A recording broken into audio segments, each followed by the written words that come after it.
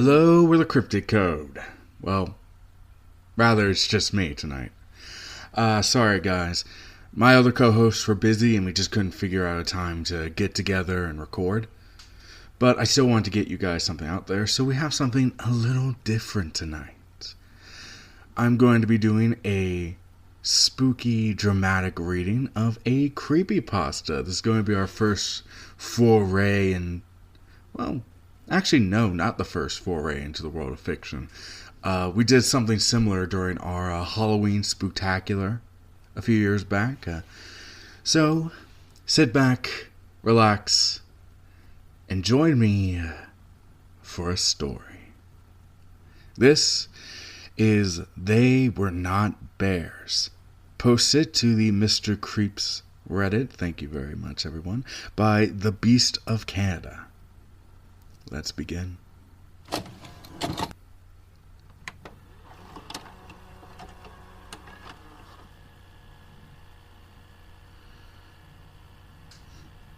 They were not bears. The following was also posted on the Creepypasta wiki under my other handle. No names or locations will be mentioned for protection and safety reasons. My name isn't really important, but what I say here may be very important. All I need you to know is that I am a resident of a rural community in a, as of late, isolated county. I have had my suspicions and have been observing and documenting the happenings of my town from my cabin. These are my findings. Part 1. How we got here. Let me lay some cards on the table with a stupid question. Is anyone here familiar with the Sasquatch? Whether you believe it or not, numerous people all over the world have claimed to have seen these creatures, or similar creatures. Big, hairy humanoids living out in the woods and or mountains. Just about every continent has its own variation or myth of these things. I became a researcher, or at least reading up on others' research, on account of the increase in sightings in my county and region. It started about a month ago, when our local rangers noticed a significant decrease in the deer and elk population, and an increase of their half-eaten bodies cluttering the region. Naturally, we assumed it was bears, but if you're reading this right now, you can probably guess that wasn't the case. Rangers and hunting parties started to plan a culling or a hunt to deal with what we thought was at least one super aggressive bear. Normally they wouldn't let mere hunters on the reserve, but in this case, several farmers found these carcasses on their fields. One was found in a barnyard. In retrospect, we should have noted that among the animal carcasses found, all of them had had their faces eaten. We didn't think much of it. The local suspicions of a bear was seemingly confirmed when the 4-year-old son of one of our local farmers spotted what he called the bear man climbing over a fence in his family's field. The man part we naturally dismissed, writing it off as the over-imaginative exaggerations of a child. As part of the hunting expedition, many have set up trail cams along the borders of the forests and fields, hoping to pinpoint the animal, or should we say, animals. There are different sightings, taking place at different locations, or around the same time. And despite our first glances, these animals were not bears. They had the face, hair, and build you would expect to see on a bear, but their actual body was humanoid in shape when they stood upright. You can tell when it's a bear walking on its hind legs, and what the camera caught was a clear human-like limb structure. As you can imagine, there was a bit of a spectacle when these trail cam images were leaked to the town. At first, rangers only let the farmers and hunters know, but one of the farmers wanted some attention, so they tried to leak it to the media. Pretty soon the town was up in arms about it. Some citizens were ecstatic, others afraid, and others skeptical that Bigfoot has made this region home. Some wanted the hunting to cease, maybe to capitalize on the Sasquatch sightings that have been pouring in. The less enthusiastic and more rational insisted that the hunting continue. rationalizing that these were in fact bears and that camera tricks and perception issues were involved. Others thought the whistleblower must have photoshopped the images to play attention hog. And the rangers insisted that these were merely bears.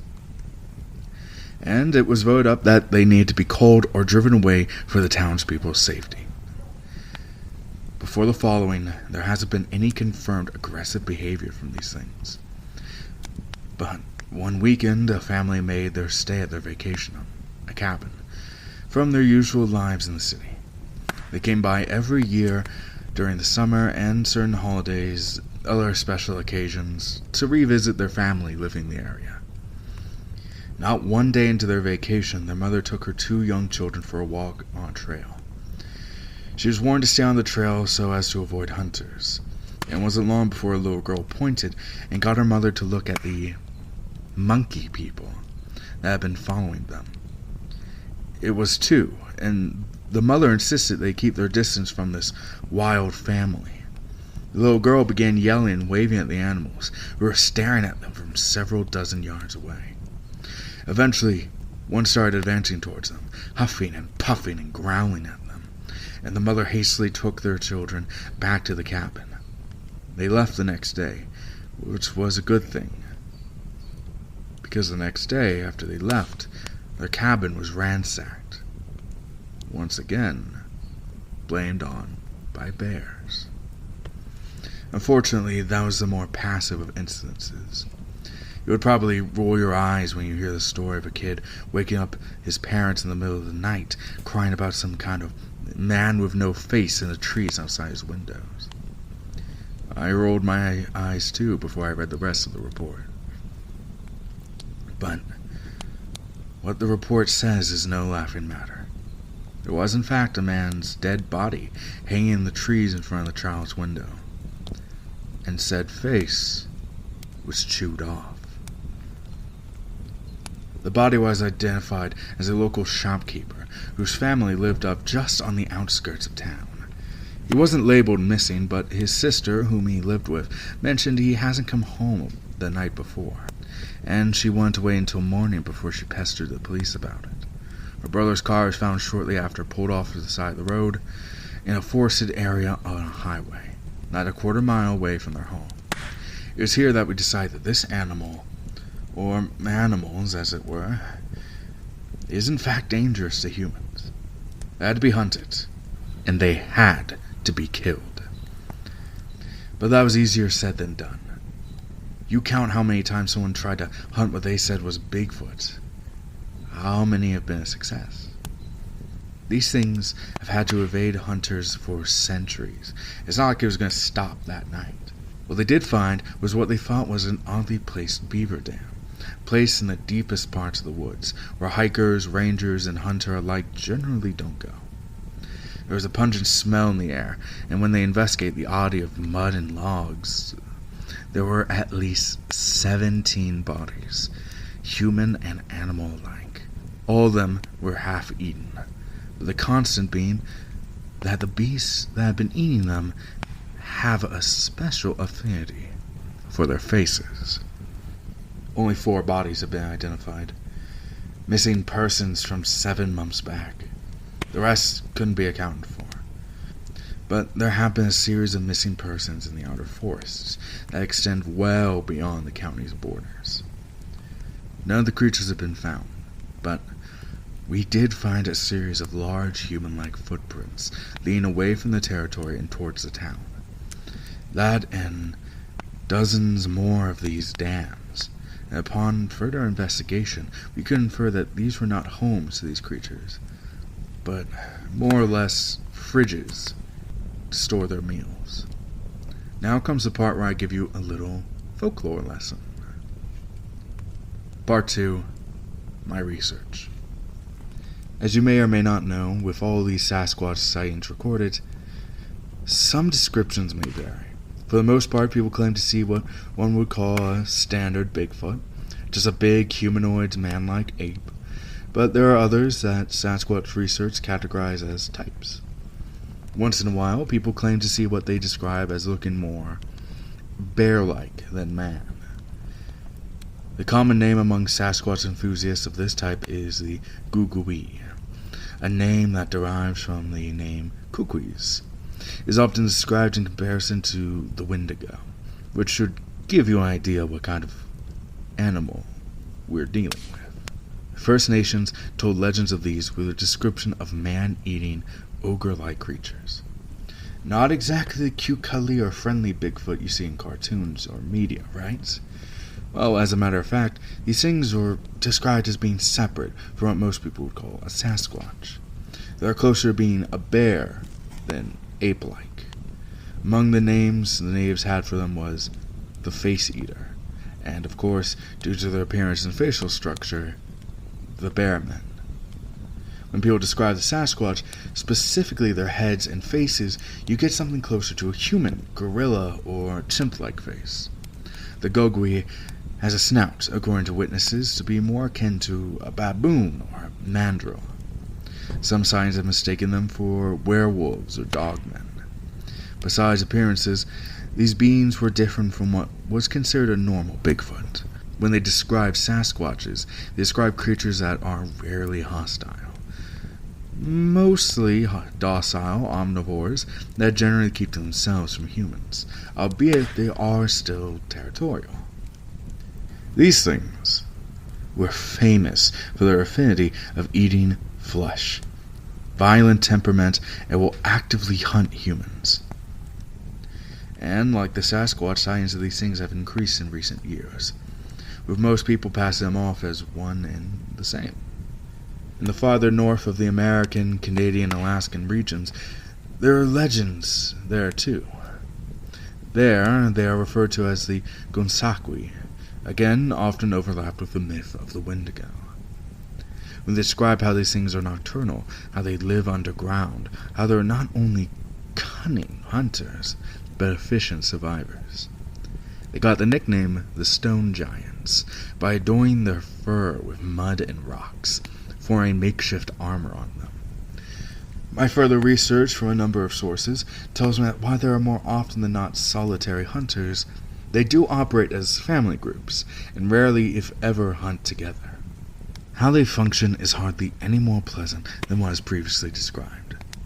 Some of my sources tell of these creatures practicing cannibalism to their dead, or when they are unsuccessful in their hunting, incest in their own groups. How in colder weather they wear the hide of their kills, and some even describe how they have a tribe-like mentality.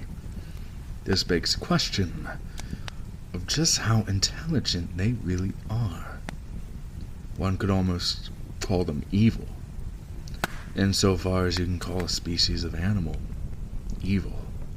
By 3, conclusions and concerns. Which brings us back to here. As with the rise of Sasquatch sightings around the world, there has also been a rise in sightings of the Gogwe or Jinsqua. And I have more than enough reason to believe that we are getting a special rise of these creatures in my hometown. 4 days ago, schools were closed because large dark shapes could be seen walking or standing in the forested areas just off the school grounds, separated only by a small field and a chain-link fence. When the kids left school, there were 4 of them, walking, standing by, and watching the elementary school. And I've been specifically observing the buses before disappearing back into the trees. One of the local farming families left town in a hurry last weekend, when a dog ran into a barn to confront an intruder. The dog never went out, and when the farmer investigated, he almost immediately ran out, got his family into the car, and fled their property without so much as a word to the confused neighbors. Days later, said neighbors noticed a pungent smell, muskier than anything that usually comes out of a barn. It was as if it was stuffed with dead and decaying bodies. The dog's remains were found just off one of the neighbor's properties, when the animals of his own farm started acting up on a disturbance. All that remained of the dog was a spine, ribs, and mandible. 2 days ago, a gas station just out of town was raided and ransacked. All its snacks were half-eaten and discarded. The attendant said he hid in a garage when he saw 6 Sasquatch walking onto the scene while he was about to close up. He described them as carrying the remains of a cat and a raccoon. Obviously, it was not enough to satisfy their hunger, and the food at the gas station obviously wasn't helping. The only snacks that were not thrown away were the meat products, the jerky and the hot dogs, but that was it. One became frustrated, and they attacked the smallest in the group and dragged away its remains. The attendant should count himself lucky that the smell of gasoline and motor oil must have covered his scent. Around the same time that very night, a couple who lived just outside of town awoke to the sight of two of them scavenging their garbage when one of the creatures noticed the couple through the window. As these animals began to pound on the doors and windows, the residents had to make a daring attempt at the back door. They had to lure the beasts back after them and run around the other side of the house to their jeep and drive to the police station. Getting the police to believe them was a problem considering the increase in sightings. But by the time they got there, the creatures were nowhere to be found. What they did find was what was left behind of the boyfriend's elderly mother, who was in the couple's care. In their panic, they must have forgotten her, as they had forgotten to close the back door. After these incidences, the town was afraid. Half of them wanted to leave this town for a safer place. It was decided that the hunts continue in order to deal with the threat at hand, with the aid of the police and park rangers. Some idiots thought it was best to leave them alone, and for the town to continue to capitalize off the Bigfoot sightings. So the other night, about 60 hunters went into the woods, determined to put an end to the threat. There's 200 miles of unexplored forest in our parks, and places that the previous hunting expeditions never reached.